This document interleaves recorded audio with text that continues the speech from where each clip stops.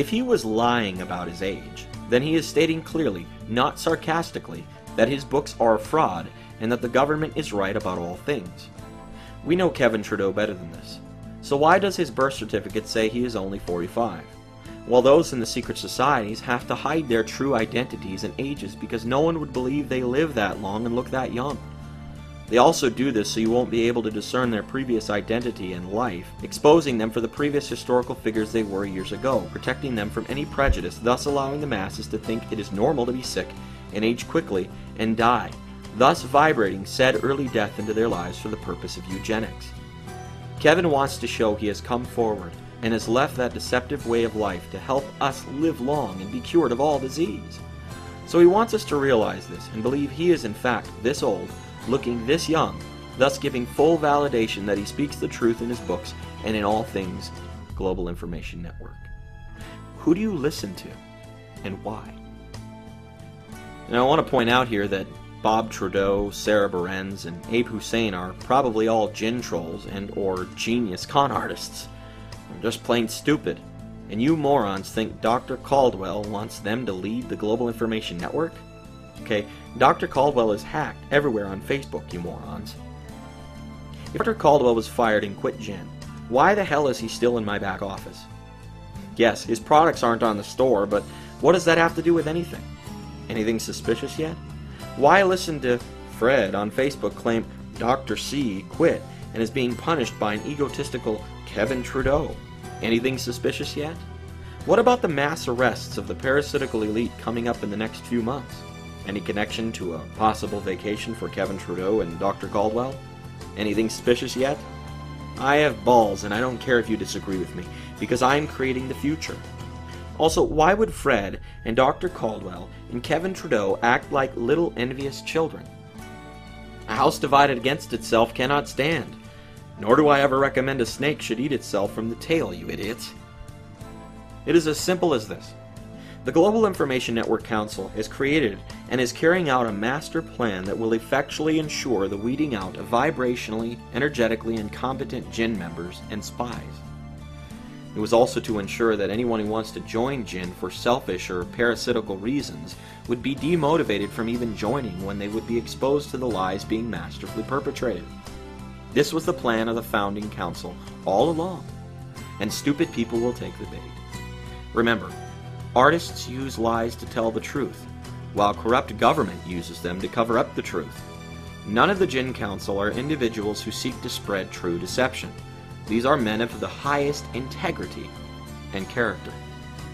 Am I saying that it may certainly be the case that Dr. Caldwell is actually spreading the discord on his Facebook and websites at the behest of the GIN Council to weed out undesirables? Quite certainly I'm granting you the ability to see how that would be the case. I will quote the hacker right now to put this to rest. Since it seems Kevin Trudeau or his behavior or decisions could be the main threat to the future existence of GIN, and since he states anyway that he is only a speaker for GIN, not owner or manager or officer, why does he not simply step aside and is showing us the books and the true financial statements and let a man like Ron Ball that we all love and trust run and hopefully save our club? Yes, there are builders and destroyers. Why don't we support the builders and get rid of the destroyers? We are the builders. Let's save GIN, I would tell them. Kevin needs to go. If you agree with me, call GIN's customer service in the GIN office and tell them Kevin needs to go and ask for answers to this first series of questions. More to come. Or if they don't answer your questions about your own member-owned club, I would tell them Kevin needs to go. Personally, I would ask for a refund if I would be owed any money or products, or ask for a sworn affidavit stating the date and time when your order will be fulfilled. If we really want to save GIN, then I believe time is of the essence, and we need to act fast. All the above is based on my personal opinion, conversations with staff members, and personal research. It is based on my personal conclusion and the use of common sense. It is just my opinion, but I may be right. If needed, more questions and substantiation will follow. As potential officers for GIN, I would suggest Ron Ball as director, Matthew Losera, Michael Jaspin, Marjorie Leong, Dr. Mortar, Sr., Roval M. Guzman, and the 12 highest moneymakers in the club. As control officer, I would suggest Abe Hussein. Now, isn't it interesting, folks, that Abe Hussein and all these people are the 12 highest moneymakers in the club, Abe Hussein is poor. He probably doesn't even make $2,000 a month, okay? He's not made a single dime off of gin. I know this guy. He's a troll, he's a liar, he's a scam artist, he's a spy, okay? And I know that the Mortars are not the 12 top money earners. Kevin Trudeau has been a billionaire longer than you and I have been alive, okay? He's probably one of the richest men in the world, if not the most powerful man in existence. Keep in mind, he was the very first individual, the only individual in history to ever come out of the societies and expose all this inside information, which has cured me of bipolar, hyperthyroid. Last year I lost 60 pounds in 60 days, and as of today I've lost 30 pounds in just 15 days. And we're expected to believe, according to Dr. Caldwell's words on Facebook or on his website, that Kevin Trudeau's a liar and he needs to go. Is this really Dr. C talking? As advisory council, I would suggest Teresa Dale, Dr. Sherry Tenpenny, Mary Miller, Juanita Ecker, and Dr. Ron Janner, as well as Bob Trudeau. Now, folks, Bob Trudeau is poor. He is impoverished, and as far as I understand, he's not even still in gin. And if he is, he's only an affiliate, because him and Sarah Bareilles have been spreading lies about Kevin, saying, no, he's not 76, he's lying in his books and all this kind of jazz. And so we want Bob Trudeau, supposedly one of the 12 highest moneymakers in the club, to what? To be a leader in the Global Information Network? Come on, folks. And Bobby's entire success has been and was due to Kevin. And yet no matter how much Kevin gave, did, or whatever, Bobby was ungrateful. What his motivation is now, I don't know.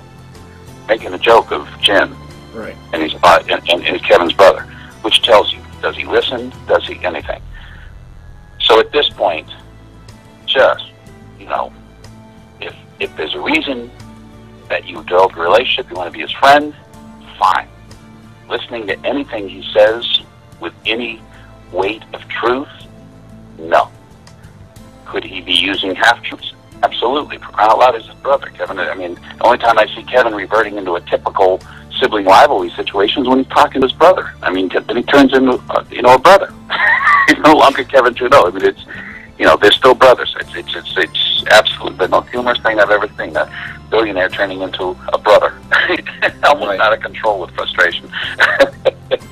But, no, Bobby, you can't rely on anything that Bobby says. And as far as, the whole thing with the secret societies, his original mentors, look, Kevin had some very key mentors. As I say, I was probably his first real mentor. He called me every day, sometimes 2 and 3 times a day. Called me before he went to Chicago to go, for the memory thing. Should I, shouldn't I, etc. I mean, years of this. And then the calls got further and further between because he had the knowledge. And he only calls me when it really is something like in water or something where it's really kind of a fire out there. Well, Fred will probably know that one because he knows more than I know on almost everything.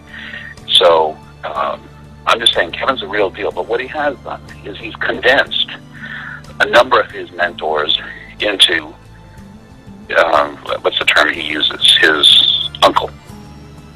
Now, do you understand the necessity? Rather than each time saying, well, Fred Demler, and this and that.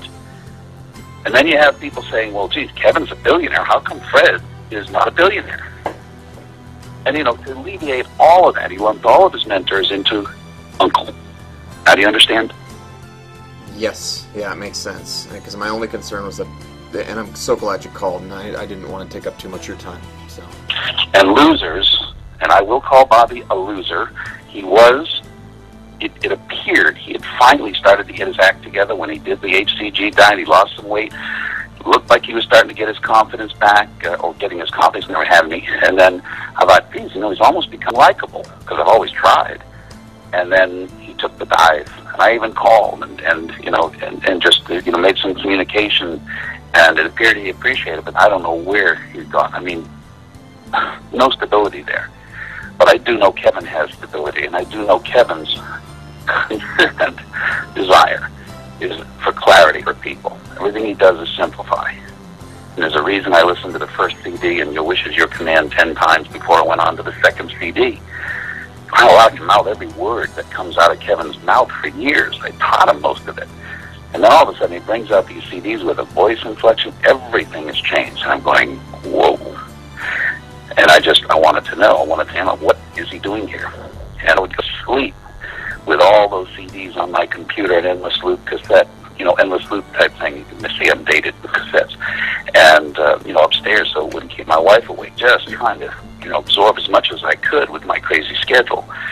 And I'm just saying that's how profound what Kevin has done and is doing. And I happen to be here with Joel Bauer, and Kevin happens to be sitting there amongst 50 people. And his words to Joel, don't do anything special, and he meant it. I would like to just enjoy these 50 people and let them be real around me and me be real. And it's hard when you have someone of that success, and there are some very successful, powerful people in the room, but there's no question Kevin is the top dog. And yet with all the humility and sensitivity and brilliance that Kevin always brings to the table, you go with those who have something to offer you. And I will tell you, Kevin Trudeau has everything to offer you if you wish to partake. He forces nothing on anybody, not for me. He doesn't say, Fred, you really got to do this. He doesn't ever do that. He frustrates me. He says, Fred, you might want to take a look at this. He really knows that this is going to be hot. But no, he does that, and I have to remember, well, that means I should do it. Because otherwise I just go, well, yeah, I'll get to it. I really appreciate this, because Kevin has changed my life in so many ways, and that was why I was confused, because I mean, my life has been revolutionized by this man. So, and like you said, Kevin's healthy, he's happy, he's got his head on his shoulders, so